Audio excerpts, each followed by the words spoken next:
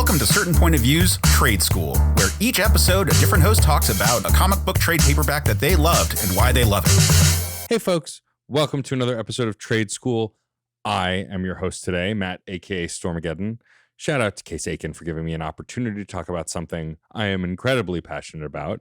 But before we get to that, of course, I am a podcaster, best known for my podcasts Fun and Games, which I do with the incredible Jeff Moonen, and Reignite, which I do with the wonderful Frankie Bradley Lestrange. A brief pitch on those pods at the end, but I am a prolific podcaster and DJ. I've been doing work in both spaces for like 13 years, which makes me want to turn to dust when I say it out loud. But enough about me. Let's talk about what I am here to talk about, which is Scott Pilgrim's Precious Little Life, which is volume 1 of the Scott Pilgrim series.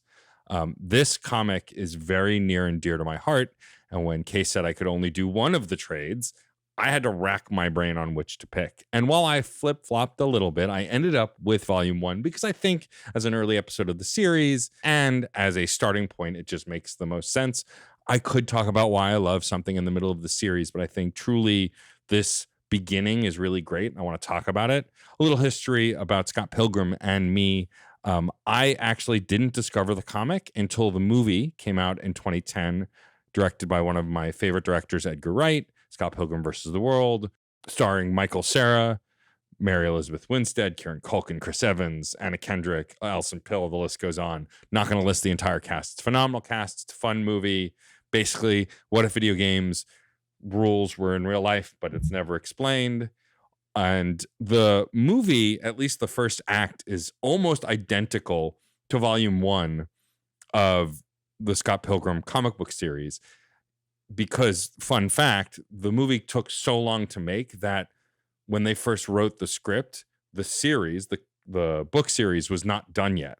Brian Lee O'Malley, the creator of this series, hadn't finished it yet. And so while the first act of the film is very similar to this book, the rest of the film goes in a completely different direction, though still advised by Brian Lee O'Malley, who is, again, the creator of the series. So I had known nothing about this film other than it looked cool. I liked Michael Cera.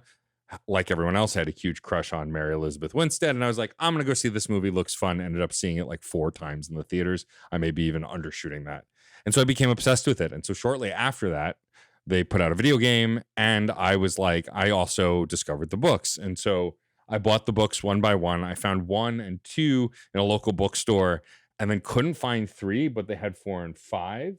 So I bought 4 and 5 on the spot, but couldn't read them till I finally found 3. I think I may have gotten it on Amazon, or eventually they got it in the shop. I do now, of course, have the entire book series and may cover others in the future. But for now, I wanted to start with volume 1, Scott Pilgrim's Precious Little Life, because I think it's a great way to get into this series and comics that are not just about superheroes. You know, I love superhero comics, and I'm sure there'll be plenty in this series. But what makes Scott Pilgrim special to me is, though there are superheroic stuff, it is mostly a day in the life or slice of life kind of book. And I love those kinds of comics too. In fact, sometimes I find I love them more than the big superhero outings just because they feel more relatable to me.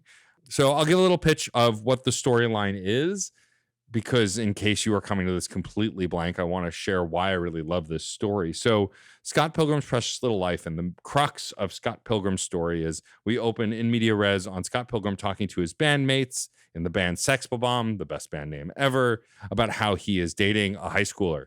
And he's dating this girl, Knives Chow. It's the first girl he's even considered dating since his breakup with the Big X, which comes up more later in the series. And you know, it's very much clear that Scott is kind of just trying to put himself back out there, but doesn't really feel comfortable. Talks about how they've held hand once, and he's not really, you know, super into it. He's just trying to, like, I think, feel something again. And through this opening of the book, you also see glimpses of Scott's past and some other things. The thing that the book does that the movie can't, because it's got a limited runtime, is goes into why Scott is the way he is, which is basically an asshole. More on that later. But the crux of the story is things take a turn when Scott meets this girl of his dreams, Ramona Flowers, who he literally is seeing in his dreams, and falls for her and wants to date her, finds out she works for Amazon.ca, orders a package just so she'll come to the door so he can ask her out. They go on a date, and then he ends up staying at her house. They kiss. The next morning, he asks her to come to his Battle of the Bands, which, again, Scott is in a band, Sex Bomb. And then at that Battle of the Bands, I think at that point, his now ex Knives comes, and hilarity ensues as Matthew Patel crashes through the roof of the concert venue, and it turns out this is Ramona's first evil ex. And the crux of this whole story is that in order for Scott Pilgrim to date Ramona Flowers, he must battle and defeat Ramona's 7 evil exes from the League of Evil Exes. And it's gloriously stupid and fun and comedic while showing heart and also learning about these characters as people. I did kind of skip over that Scott does make out with Ramona before breaking up with Knives, but then does break up with Knives to date Ramona. And it's the complex life of like what young love is. And it's got a very rock and roll aesthetic. The movie, why I love it, although this is not a movie podcast, is because of the killer soundtrack and the music in it. A lot of the original tunes by Sex Bomb were written by Beck in the film. But anyway, this first book, I think I really love it and wanted to recommend it because I think if you like slice of life stories with characters who are flawed, but with like surreal elements that never get explained that just are existing in this world. Like I mentioned before, Matthew Patel attacks Scott. Scott fights him with like a 65 hit combo. They battle it out like video game characters. Never explained why. When Matthew Patel is defeated, he poofs into coins, which ends up being barely enough change to take the bus as Ramona and Scott flee, and Ramona can explain the situation.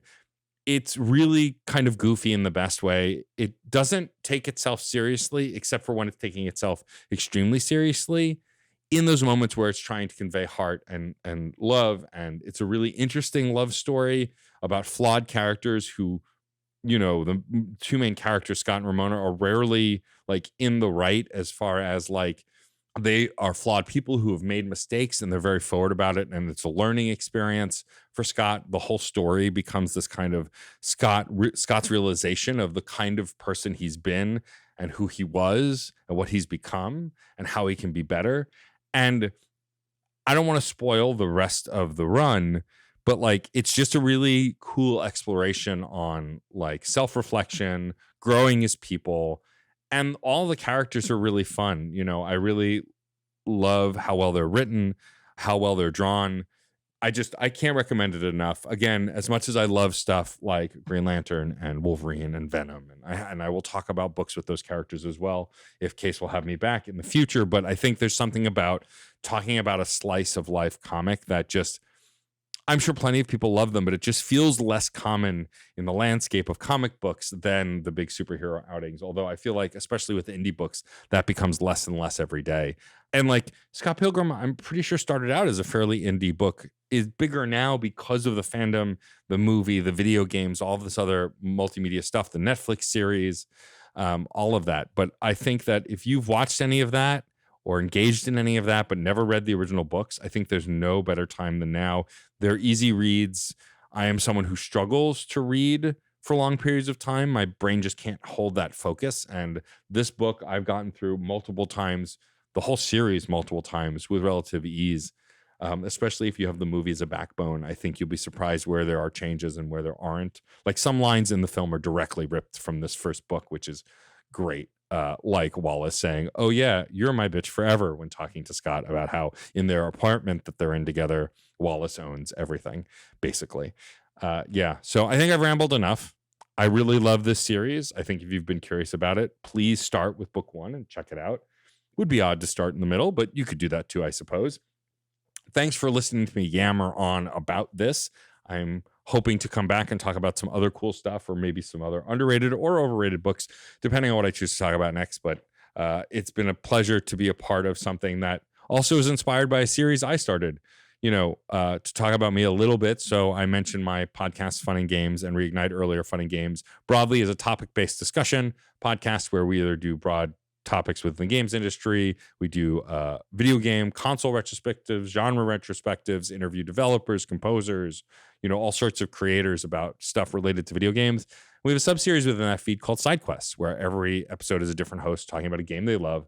and why they love it. And it is really kind of humbling that Case wanted to create a series to talk about trade comics and comics in general that you love and why you love it in a similar format. You know, I've gotten a lot of compliments on the SideQuest series. I'm really proud of the work that I've done. As of when I'm recording this, we're barreling toward 400 episodes, which is insane to say out loud. But anyway, thank you, Case, for having me on this. It's a pleasure to be a part of it. Check out Fun and Games. Check out SideQuest within that feed as well. Reach out to me if you want to do your own episode of SideQuest on a game you love and why you love it. We welcome anybody and everyone to do that series. I also do Reignite, which I mentioned earlier, which is a play-along podcast, started as a Mass Effect podcast and has now morphed into a Dragon Age podcast. We are following a strict BioWare theme for now, but who knows where we'll go from there. But we've got a lot to cover so far. We are in the middle of our Dragon Age 2 series. And so if you love Dragon Age 2 or just want to hear two queer nerds geek out about a video game, you should definitely come check that out. As for me, you can find me at djstormageddon.com. It has links to Fun and Games, Reignite, the Fun and Games Patreon, my merch store. Any way you want to reach out to me, all my socials. I'm most active on Blue Sky these days, which is also djstormageddon.com. And so, yeah, thanks again for this platform to talk about something I've been obsessive with basically since I discovered it and has not yielded since. And as always, happy reading. Video games are a unique medium. They can tell stories, Immerse us in strange, fantastic worlds. blur the very boundaries of our reality. But at the end of the day, video games are fun, whatever fun is to you. I'm Jeff Moonen, And I am Matt, aka Stormageddon. and on Fun and Games, we talk about the history, trends, and community of video games. It's a celebration of all the games we play and all the fun we find within them. And there's so many more games out there, so we hope you'll share in that conversation with us. Fun and Games podcast with Matt and Jeff. Find us on certainpov.com or wherever you get your podcasts. And happy gaming. CPOV. CertainPOV.com.